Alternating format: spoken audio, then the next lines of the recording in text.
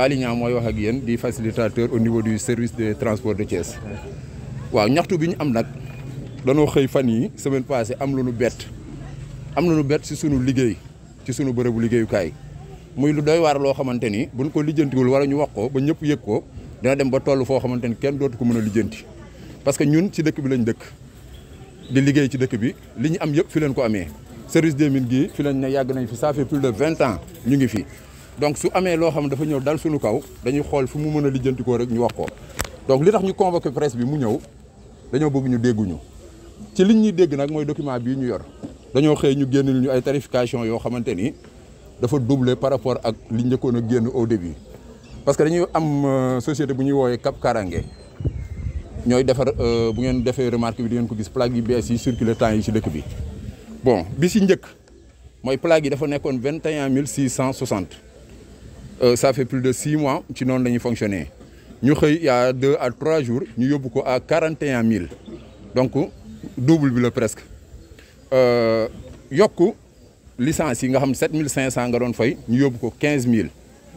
sa permis de conduire da daan jeex bu jeexee nga ñëw tu payes que 10 000 francs ñu renouveler la ko mais léegi su jeexee da ngay fay 20 000 francs donc double bi la 30 000 bi sax 30 000 la sax déjà parce que li ko indi mooy permis Sénégal ni muy mel foog boo ko jotee foog nga plastifier ko léegi dañuy wax ni permis boo ko plastifier pour bañ mu yàqu boo ñëwee da nga ci tegaat beneen 10 000 muy 30 000 francs loolu existé wul fenn déjà beneen 10 000 boobu ñuy wax naan boo plastifier da nga koy fay sa binduñu ko ci document bi donc cela veut dire que ni ñoom seen poste la jëm ak yeneen yoo xamante ni fi mu toll nii am nañ beneen problème sax boo xamante ni moo gën a doy waar parce que plaque yi dañ koy confectionner fii à Thiès mais carte grise yi c'est au niveau de Dakar fa lañ koy defaree mu ñëw boo fayee da ngay fay à Thiès xaar plaque yi mu jugee Dakar pour ñëw bu ñëwee nga doog a dem poser plaque yi léegi fi mu toll nii di nga fay toog lu mat une semaine wala lu ko ëpp doog a see mën a jot peut-être xëy na loolu sax raisonnable na parce que ne la jox papier boo mën a dawee mais suñu mënoon dimbali région bu nekk di defar say carte grise au moins dina mën a dimbali ñëpp parce que da ngay ñëw miite oto Thiès dëkk ba Tambacounda yóbbu kayit bi il faut nga revenir a jógee Tamba ñëw ba Thiès pour mën a jotaat sa carte grise loolu c'est pas normal war nañ mën a expédier même boo miitee Thiès ñu yóbbul la carte grise bi Tamba nga récupérer ko Tamba kon donc ñun li ñu bëgg mooy ci réew mi lañ dëkk gis nga Macky Sall il faut mu déglu population am parce que tey jii service des mines ñi fi yëngu dañoo bëri ñii fi nekk ñii ñoo gën a tuuti si ñi fi yëngu am na ñoo xamante ni dañoo dem ay seen yeneen activité peut-être moo tax mbooloo mi toll nii mais déjà li fi nekk rek bëri na ni service des mines Sénégal yëpp c'est des milliers de personnes ñoo fay ne di fa yëngu di fa daan seen doole ñaata emploi la teggil Macky Sall kenn xamul lu mu toll mais ñu mel noonu boo leen amee ñuy góorgóorlu seen doole lañ yaakaar ci la ñuy yor seen njaboot yor lépp mais da nga leen di bàyyi xel Mansour Faye moo indi lii parce que Mansour Faye moo ñëw rek lii am léegi nag il faut que moom mu dégguñu jéem a waxtaan ak tubaab bi xam nga ay tubaab lañ xamul lu ñu doon ñoom la ñu jaay affaire yi bàyyi ko ñun ñu ñuy def lu leen neex loolu dootuñu ko nangu fi mu toll nii depuis ba décret bi génnee ba léegi kenn fayul ñëpp a ngi téye seen xaalis kenn fayul nous avons des dizaines de dossiers man fii sama bureau li ma fi yor dossier mënu ma la wax nu mu toll mais fayu ma dara maa ngi ko téye dañuy continuer bañ a fay te dañuy lancer appel sax suñu yeneen collègues yëpp yi nekk ci yeneen service des mines yëpp bu kenn fay nañu téye ba nguur gi jot ci lii xam ni am na ñuy ñaxtu te li ñu teg nanguwuñ ko ñu doog a xool solution toog autour d'une table waxtaan jéem a xool ni ñuy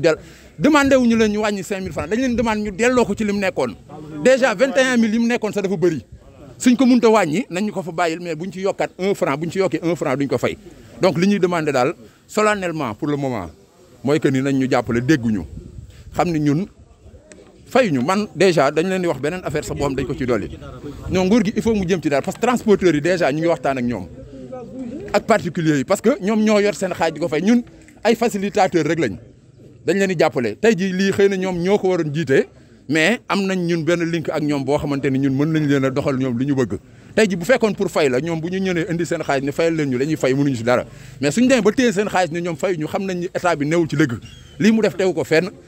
mënuñu laa wax benn justification bu waral ni lii moo tax ñu yokk lii amul dañu xëy un bon jour rek ñu indil ñu papier bi teg ne da ngeen fay par la force loolu amul fenn ci Sénégal ñun nag ay citoyens lañu ci dëkk bi lañ dëkk Macky Sall xeexal nañ ko fu ne lu ne daj nañ ko ci moom mais bii moom du jàll lu ñu ko bëgg-bëgg lu ñu ànd ak moom bii moom nanguwuñu ko ànduñu seeg moom tey ànduñu seeg moom ëllëg te lépp lu mu laaj dinañ ko ci def pour ñu delluwaat des centaines de dossiers yoo xam ñu ngi fi tëdd yoo xamante ni seen i Gemalto génn na ba pare ñu def ci 41 000 mënuñu ko fay am na impôt et domaine ay dossiers yu fa tëdd yoo xamante ni Gemalto mooy mooy Cap Kaaraange bi nii moo nekk papier bii nga xamante ni si la ñuy bind montant bi nga xamante bu ngeen di xool fii di ngeen gis montant 21 660 bi nga xamante ni moom moo ba affaire yi njëkkee génn moom moo ci nekkoon moom la ñëpp daan fay daanaka sax seeroon na mais kenn ñaxtuwu ko woon par la suite lañ ñëwaat génnee bii nga xamante ni bu ngeen xoolee da ngeen di gis 41 000 donc 20 000 de plus c'est pas normal pour des plaques yoo xamante ni tey jii plaque bi bu waddee pour nga amaat beneen plaque rek mën ngaa daw Safa ak Marwa ut visa moo koy gën a yomb bu boobaa plaque bi bu waddee mënoo amaat beneen plaque te yaa ngi fay 41 000 c'est pas normal léegi nag nañ jéem a xool solution lenn rek la ñun lenn rek la ñuy ñaan mooy nañ ñu ko delloo waatal fi mu nekkoon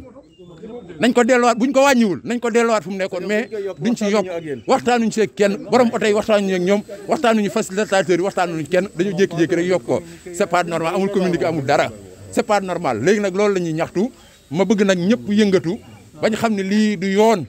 na ñëpp yëngatu wax ni lii du yoon. La Fallou Niang prestataire de service au niveau du service des mines de Thiès gars yi dama bëgg ngeen xam ni suñ jataay bii nii du pour suñ bopp mais c'est pour la population sénégalaise parce que trop c'est trop c'est trop parce que ay plaques yoo xam ni dañuy ñëw